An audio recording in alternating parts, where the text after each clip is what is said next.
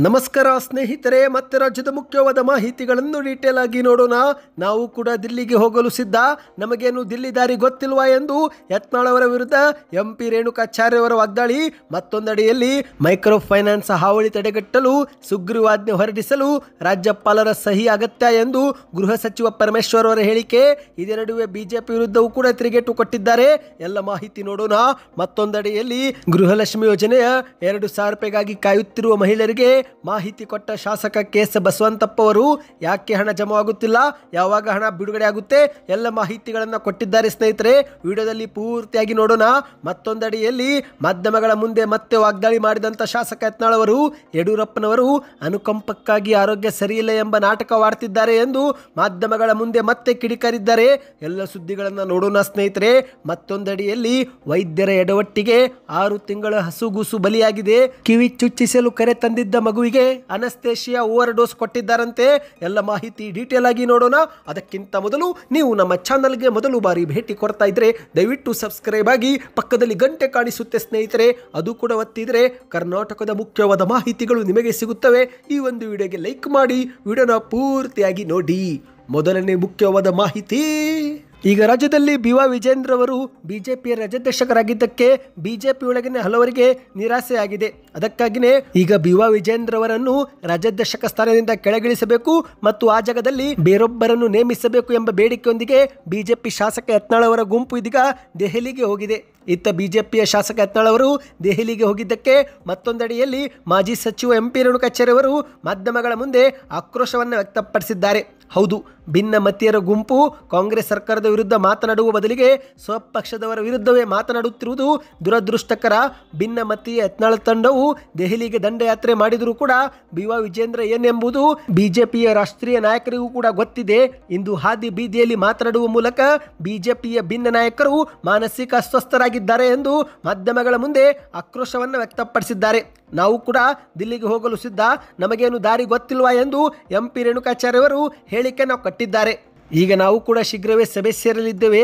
ಈ ಭಿನ್ನಮತೀಯರ ವಿರುದ್ಧ ಹೇಗೆ ಹೋರಾಟ ಮಾಡಬೇಕು ಎಂಬ ಕುರಿತಂತೆ ಸಭೆಯಲ್ಲಿ ನಾವೆಲ್ಲ ತೀರ್ಮಾನ ಮಾಡುತ್ತೇವೆ. ನಾವೆಲ್ಲ ಹಾಲಿ ರಾಜ್ಯಾಧ್ಯಕ್ಷ ಬಿ.ವಾ. ವಿಜೇಂದ್ರ ಬೆನ್ನಿಗೆ ನಿಲ್ಲುತ್ತೇವೆ ಎಂದು ಮಾಧ್ಯಮಗಳ ಮುಂದೆ ತಿಳಿಸಿದ್ದಾರೆ. ನಮಗೇನು ದೆಹಲಿಗೆ ದಾರಿ ಹೋಗಲು ಗೊತ್ತಿಲ್ಲವೇ? ಇಂತಹ ಭಿನ್ನಮತೀಯರ ತಲೆಹರಟೆ ಹೆಚ್ಚಾಗಿದೆ.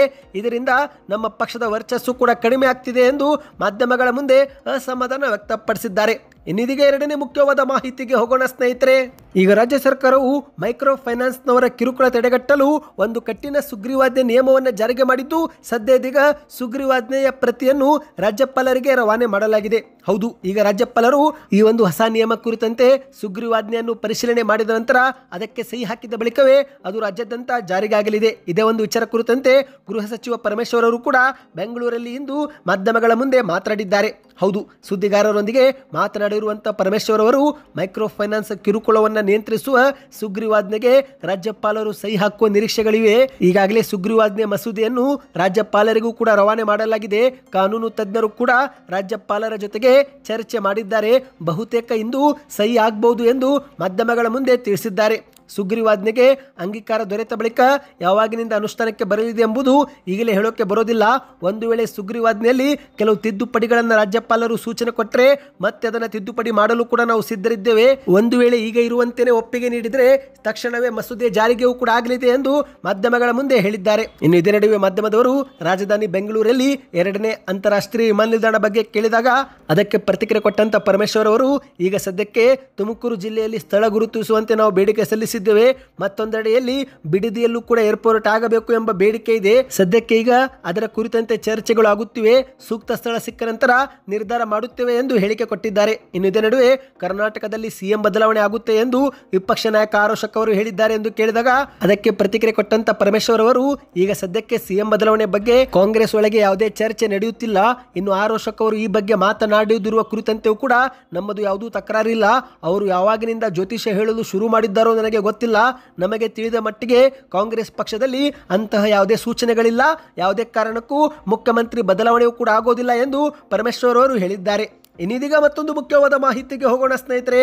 ಅದಕ್ಕಿಂತ ಮೊದಲು ನೀವು ಕೂಡ ಗೃಹಲಕ್ಷ್ಮಿ ಯೋಜನೆ ಫಲಾನುಭವಿಗಳಾಗಿದ್ದರೆ ಈಗಲೇ ನಮ್ಮ ಚಾನಲ್ಗೆ ಸಬ್ಸ್ಕ್ರೈಬ್ ಮಾಡಿ, ವಿಡಿಯೋಗೂ ಕೂಡ ಲೈಕ್ ಮಾಡಿ. ಏಕೆಂದರೆ ಗೃಹಲಕ್ಷ್ಮಿ ಯೋಜನೆ ಕುರಿತಂತೆ ಎಲ್ಲ ಮಾಹಿತಿಯನ್ನು ನಾವು ಇದೇ ಒಂದು ಚಾನಲ್ ಮೂಲಕ ನಿಮಗೆ ತಿಳಿಸುತ್ತಿರುತ್ತೇವೆ. ಈಗ ಗೃಹಲಕ್ಷ್ಮಿ ಯೋಜನೆ ಹಣ ಜಮಾ ಆಗದಿರುವ ಕುರಿತಂತೆ ಶಾಸಕ KS ಬಸವಂತಪ್ಪ ಅವರು ದಾವಣಗೆರೆ ಜಿಲ್ಲೆಯಲ್ಲಿ ಸ್ಪಷ್ಟನೆ ಕೊಟ್ಟಿದ್ದಾರೆ. ಹೌದು ಸ್ನೇಹಿತರೆ, ತಾಂತ್ರಿಕ ತೊಂದರೆಯಿಂದ ಗ್ಯಾರಂಟಿ ಹಣ ಬಿಡುಗಡೆ ಮಾಡುವುದರಲ್ಲಿ ಸಮಸ್ಯೆ ಆಗಿದೆ. ಆದರೆ ಯುಗಾದಿ ಹಬ್ಬದ ವೇಳೆಗೆ ಎಲ್ಲ ಬಾಕಿ ಗ್ಯಾರಂಟಿ ಹಣವು ಕೂಡ ಬಿಡುಗಡೆ ಆಗುತ್ತೆ ಎಂದು ಶಾಸಕ KS ಬಸವಂತಪ್ಪ ಅವರು ಹೇಳಿಕೆ ಕೊಟ್ಟಿದ್ದಾರೆ. ಹೌದು, ಇಂದು ದಾವಣಗೆರೆಯ ಮಾಯಕೊಂಡದಲ್ಲಿ ಮಾಧ್ಯಮಗಳ ಮುಂದೆ ಮಾತನಾಡಿದಂತೆ ಇವರು, ಇಂದು ಕಾಂಗ್ರೆಸ್ನ ಕೆಲವು ಗ್ಯಾರಂಟಿ ಹಣ ಬಾಕಿಯಾಗಿ ಉಳಿದಿದೆ. ಈಗ ಶೀಘ್ರವೇ ಯುಗಾದಿ ಬಂತು, ಅಕ್ಕಂದಿರು ಯುಗಾದಿ ಹಬ್ಬವನ್ನ ಜೋರಾಗಿ ಮಾಡ್ತಾರೆ. ಹಾಗಾಗಿ ಯುಗಾದಿ ಹಬ್ಬ ಎನ್ನುವಷ್ಟರಲ್ಲಿ ಎಲ್ಲ ಹಣವನ್ನು ಬಿಡುಗಡೆ ಮಾಡಲಾಗುತ್ತೆ. CM ಸಿದ್ದರಾಮಯ್ಯನವರು ನುಡಿದಂತೆ ನಡೆಯುವವರು, ಗ್ಯಾರಂಟಿ ಮಾತ್ರ ಯಾವುದೇ ಕಾರಣಕ್ಕೂ ನಿಲ್ಲಲ್ಲ, ಹಣದ ಕೊರತೆಯೂ ಕೂಡ ಏನೂ ಇಲ್ಲ ಎಂದು ಮಾಧ್ಯಮಗಳ ಮುಂದೆ ತಿಳಿಸಿದ್ದಾರೆ. ಇನ್ನಿದೇ ನಡುವೆ ಮೈಕ್ರೋ ಫೈನಾನ್ಸ್ ಕಿರುಕುಳ ವಿಚಾರ ಬಗ್ಗೆ ಕೇಳಿದಾಗ ಅದಕ್ಕೆ ಮಾತನಾಡಿದಂಥ ಬಸವಂತಪ್ಪ ಅವರು, ನೂತನ ಕಾಯ್ದೆಗೆ ರಾಜ್ಯಪಾಲರ ಮುದ್ರೆ ಬಿದ್ದ ತಕ್ಷಣ ರಾಜ್ಯಾದ್ಯಂತ ಕಠಿಣ ನಿಯಮ ಜಾರಿಗೆ ಆಗುತ್ತೆ. ಇನ್ನು ಮುಂದೆ ಆದರೂ ಕೂಡ ಸಾಲ ಕೊಡಲು ಬಂದವರನ್ನ ಊರಿನಿಂದ ಹೊರಗಿಡಿ. ಎಲ್ಲ ಸಮಯದಲ್ಲೂ ದುಡಿಮೆ ಒಂದೇ ರೀತಿ ಇರೋದಿಲ್ಲ, ಒಮ್ಮೊಮ್ಮೆ ದುಡಿಮೆ ಹೆಚ್ಚು ಕಮ್ಮಿ ಆಗುತ್ತೆ. ಹಾಗಾಗಿ ಫೈನಾನ್ಸ್ನವರು ಟಾರ್ಚರ್ ಇನ್ನು ಮುಂದೆ ಕೊಡುವಂತಿಲ್ಲ. ನನ್ನ ಕ್ಷೇತ್ರದಲ್ಲಿ ಯಾರಿಗಾದರೂ ಸಮಸ್ಯೆ ಆದರೆ ನನಗೆ ಹೇಳಿ ಎಂದು ಮಾಧ್ಯಮಗಳ ಮುಂದೆ ತಿಳಿಸಿದ್ದಾರೆ. ಒಟ್ಟಿನಲ್ಲಿ ಸ್ನೇಹಿತರೆ, ಗೃಹಲಕ್ಷ್ಮಿ ಯೋಜನೆ ಹಣ ಕುರಿತಂತೆ ಈಗ ಮತ್ತೆ ವ್ಯಾಪಕ ಆಕ್ರೋಶ ವ್ಯಕ್ತವಾಗಿದೆ. ಏಕೆಂದರೆ ಸ್ನೇಹಿತರೆ, ಕಳೆದ 3-4 ತಿಂಗಳಿನಿಂದ ಈ ಒಂದು ಹಣ ಜಮವಾಗಿಲ್ಲ. ಈ ಒಂದು ಹಿಂದೆಯೂ ಕೂಡ ತಾಂತ್ರಿಕ ಸಮಸ್ಯೆ ಎದುರಾದ ಪರಿಣಾಮ ಈ ಒಂದು ಹಣ ಬಿಡುಗಡೆ ಮಾಡುವುದರಲ್ಲಿ ಸಮಸ್ಯೆ ಆಗಿದೆ ಹೊರತು ಸರ್ಕಾರಕ್ಕೆ ಯಾವುದೇ ಹಣದ ಕೊರತೆ ಇಲ್ಲ ಎಂದು ಲಕ್ಷ್ಮೀ ಹೆಬ್ಬಾಳ್ಕರ್ ಅವರು ಕೂಡ ಹೇಳಿಕೆ ಕೊಟ್ಟಿದ್ದರು. ಆದರೆ ಇದೀಗ ಜನವರಿ ಕಳೆದು ಫೆಬ್ರವರಿ ತಿಂಗಳು ಬಂದರೂ ಕೂಡ ಈಗಲೂ ಕೂಡ ತಾಂತ್ರಿಕ ತೊಂದರೆಯಿಂದಲೇ ಹಣ ಬಿಡುಗಡೆಗೆ ಸಮಸ್ಯೆ ಆಗಿದೆ ಎಂದು ಕಾಂಗ್ರೆಸ್ನ ಶಾಸಕರು ಹೇಳಿಕೆ ಕೊಡ್ತಿದ್ದಾರೆ. ಇದರಿಂದ ಮಹಿಳೆಯರು ಆಕ್ರೋಶವನ್ನು ವ್ಯಕ್ತಪಡಿಸುತ್ತಿದ್ದಾರೆ. ನಿಮ್ಮ ಖಾತೆಗೂ ಕೂಡ ಹಣ ಜಮವಾಗಿಲ್ಲವೆಂದರೆ ಕಮೆಂಟ್ನಲ್ಲಿ ಎಸ್ ಅಥವಾ ನೋ ಎಂದು ಕಮೆಂಟ್ ಮಾಡಿ. ಇನ್ನೀಗ ಮತ್ತೊಂದು ಮುಖ್ಯವಾದ ಮಾಹಿತಿಗೆ ಹೋಗೋಣ ಸ್ನೇಹಿತರೆ. ದಯವಿಟ್ಟು ವಿಡಿಯೋ ಪೂರ್ತಿಯಾಗಿ ನೋಡಿ ಮತ್ತು ದಯವಿಟ್ಟು ವಿಡಿಯೋಗೆ ಒಂದು ಲೈಕ್ ಕೂಡ ಮಾಡಿ. ಈಗ ಬಿಜೆಪಿಯ ಶಾಸಕರಾಗಿರುವ ಯತ್ನಾಳ್ ಅವರು ಮತ್ತೊಮ್ಮೆ ಬಾರಿಗೆ ಯಡಿಯೂರಪ್ಪನವರ ವಿರುದ್ಧ ವಾಗ್ದಾಳಿ ಮಾಡಿದ್ದಾರೆ. ಹೌದು ಸ್ನೇಹಿತರೆ, ಈ ಒಂದು ಹಿಂದೆ ಹೈಕಮಾಂಡ್ ನಾಯಕರು ಮಧ್ಯಪ್ರವೇಶಿಸಿ ಯಡಿಯೂರಪ್ಪ ಕುಟುಂಬದ ವಿರುದ್ಧ ಹಾಗೆಲ್ಲ ಮಾತನಾಡಬಾರದು ಎಂದು ಖಡಕ್ ನೋಟಿಸ್ ಜಾರಿಗೆ ಮಾಡಿದ ನಂತರ ಸುಮ್ಮನಾಗಿದ್ದಂತ ಬಿಜೆಪಿ ಶಾಸಕ ಯತ್ನಾಳ್ ಅವರು ಈಗ ಮತ್ತೆ ಮೆಲ್ಲನೆ ವಾಗ್ದಾಳಿಯನ್ನ ಶುರು ಮಾಡಿದ್ದಾರೆ. ಹೌದು ಗೆಳೆಯರೆ, ಈಗ ಬಿಜೆಪಿಯ ಶಾಸಕ ಯತ್ನಾಳ್ ಅವರ ತಂಡವು ನವದೆಹಲಿಗೆ ಪ್ರಯಾಣ ಬೆಳೆಸಿದೆ. PY ವಿಜೇಂದ್ರ ಅವರನ್ನು ಹೇಗಾದರೂ ಮಾಡಿ ರಾಜ್ಯಾಧ್ಯಕ್ಷಕ ಸ್ಥಾನದಿಂದ ಕೆಳಗಿಳಿಸುವ ಕುರಿತಂತೆ ಪಟ್ಟು ಹಿಡಿದಿದೆ. ಹೌದು, ಕರ್ನಾಟಕದ ಬಿಜೆಪಿಯ ಭಿನ್ನಮತ ದೆಹಲಿ ಅಂಗಳಕ್ಕೆ ತಲುಪಿದ ಬಳಿಕವೂ ಕೂಡ ಪರಸ್ಪರ ವಾಗ್ದಾಳಿ ಈಗ ಮತ್ತೆ ಮುಂದುವರೆದಿದೆ ಸ್ನೇಹಿತರೆ. ಇದೇ ನಡುವೆ ಯಡಿಯೂರಪ್ಪನವರ ವಿರುದ್ಧ ನೇರವಾಗಿಯೇ ಈ ಬಾರಿ ಮತ್ತೆ ವಾಗ್ದಾಳಿ ಮಾಡಿದ್ದಾರೆ. ಸುದ್ದಿಗಾರರ ಮುಂದೆ ಮಾತನಾಡಿರುವಂತಹ ಯತ್ನಾಳ್ ಅವರು, ಈಗ ಯಡಿಯೂರಪ್ಪನವರು ತಮ್ಮ ಆರೋಗ್ಯ ಸರಿಯಿಲ್ಲ ಎಂದು ಹೇಳಿ ಅನುಕಂಪ ಗಿಟ್ಟಿಸಿಕೊಳ್ಳುವ ನಾಟಕ ಮಾಡ್ತಿದ್ದಾರೆ. ಯಡಿಯೂರಪ್ಪನವರು ನಾಟಕ ಕಂಪನಿ ತೆರೆದಿದ್ದಾರೆ. ಮನೆಯಲ್ಲಿ ಹುಷಾರಿಲ್ಲ ಎಂದವರು ನಿನ್ನೆ ಸಿದ್ದರಾಮಯ್ಯನವರನ್ನ ಭೇಟಿ ಮಾಡಲು ಹೋಗಿದ್ದಾರೆ. ಅನುಕಂಪ ಗಿಟ್ಟಿಸಿಕೊಂಡು ತಮ್ಮ ಮಗನ ರಕ್ಷಣೆ ಅವರು ಮಾಡ್ತಿದ್ದಾರೆ ಎಂದು ಶಾಸಕ ಯತ್ನಾಳ್ ಅವರು ವಾಗ್ದಾಳಿ ಮಾಡಿದ್ದಾರೆ. ಈ ಒಂದು ಹಿಂದೆ ಇಡೀ ಕರ್ನಾಟಕವನ್ನು ನಾನು ನುಂಗಿದ್ದೇನೆ, ಈಗ ಉಳಿದಿದ್ದನ್ನ ನನ್ನ ಮಗ ವಿಜೇಂದ್ರ ನುಂಗುತ್ತಾನೆ ಎನ್ನುವ ಕನಸು ಅವರದ್ದಾಗಿದೆ ಎಂದು ವಾಗ್ದಾಳಿ ಮಾಡಿದ್ದಾರೆ. ಇನ್ನೀಗ ಕೊನೆಯ ಶಾಕಿಂಗ್ ಸುದ್ದಿಗೆ ಹೋಗೋಣ ಸ್ನೇಹಿತರೆ. ವೈದ್ಯರ ಒಂದು ಎಡವಟ್ಟಿಗೆ 6 ತಿಂಗಳ ಹಸುಗೂಸು ಬಲಿಯಾಗಿದೆ. ಹೌದು, ಕಿವಿ ಚುಚ್ಚಿಸಲು ಕರೆ ತಂದಿದ್ದಂಥ ಮಗುವಿಗೆ ಅನಸ್ತೇಶಿಯಾ ಓವರ್ ಡೋಸ್ ಕೊಟ್ಟ ಪರಿಣಾಮ ಮಗು ಇದೀಗ ಸಾವನ್ನಪ್ಪಿದೆ ಸ್ನೇಹಿತರೆ. ಹೌದು, ಮನೆಯಲ್ಲಿ ಮುದ್ದಾದ ಮಗುವಿನ ಕಿಲಕಿಲ ನಗುವಿನಿಂದ ಸಂಭ್ರಮ ಮನೆ ಮಾಡಿತ್ತು. ತೊಟ್ಟಿಲು ಶಾಸ್ತ್ರ ಮಾಡಿ ಮಗುವನ್ನು ಮನೆಗೆ ಕರೆತರಬೇಕೆಂಬ ಸಡಗರದಲ್ಲಿದ್ದಂಥ ಕುಟುಂಬದವರಿಗೆ ಏಕಾಏಕಿ ಒಂದು ಶಾಕು ಸಿಕ್ಕಿದೆ. ಹೌದು ಸ್ನೇಹಿತರೆ, ಈಗ ಮಗು ಸಾವನ್ನಪ್ಪಿದೆ.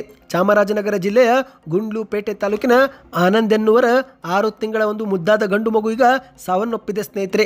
ಹೌದು, ಖುಷಿಯಲ್ಲಿದ್ದಂಥ ಈಗ ಕುಟುಂಬ ಕಣ್ಣೀರು ಹಾಕ್ತಾ ಇದೆ. ಹೌದು, ಮಗುವಿಗೆ ಚಿನ್ನದ ಒಲೆ ಮಾಡಿಸಲು ನಿರ್ಧರಿಸಿ ಅದಕ್ಕಾಗಿ ಮಗುವಿಗೆ ಕಿವಿ ಚುಚ್ಚಿಸಬೇಕು ಎಂದು ಶೆಟ್ಟಹಳ್ಳಿ ಗ್ರಾಮದ ಹತ್ತಿರದಲ್ಲಿರುವ ಬೊಮ್ಮಲಾಪುರದ ಸರ್ಕಾರಿ ಪ್ರಾಥಮಿಕ ಆರೋಗ್ಯ ಕೇಂದ್ರಕ್ಕೆ ಕರೆತಂದಿದ್ರು. ಆದರೆ ಅಲ್ಲಿನ ವೈದ್ಯರು ಮಾಡಿರುವ ಎಡವಟ್ಟಿಗೆ ಈಗ ಮಗು ಸಾವನ್ನಪ್ಪಿದೆ ಸ್ನೇಹಿತರೆ. ಹೌದು, ಮಾಹಿತಿಯ ಪ್ರಕಾರ ವೈದ್ಯರು ಮಗುವಿನ 2 ಕಿವಿಗೂ ಲೋಕಲ್ ಅನಸ್ತೇಶಿಯಾ ಕೊಟ್ಟಿದ್ದಾರೆ. ಅನಸ್ತೇಶಿಯಾ ನೀಡಿದ ಬಳಿಕವೇ ಮಗುವಿಗೆ ಫೀಡ್ಸ್ ಬಂದಿದ್ದು, ಫೀಡ್ಸ್ ಬಂದ ಪರಿಣಾಮ ಮಗು ಮೂರ್ಛೆ ಹೋಗಿದೆ. ತಕ್ಷಣವೇ ಮಗುವನ್ನು ಗುಂಡ್ಲುಪೇಟೆ ತಾಲೂಕು ಆಸ್ಪತ್ರೆಗೆ ರವಾನು ಮಾಡುವಂತೆ ಸೂಚನೆ ಕೊಟ್ಟಾಗ ಮಾರ್ಗದಲ್ಲೇ ಮಗು ಸಾವನ್ನಪ್ಪಿದೆ ಸ್ನೇಹಿತರೆ.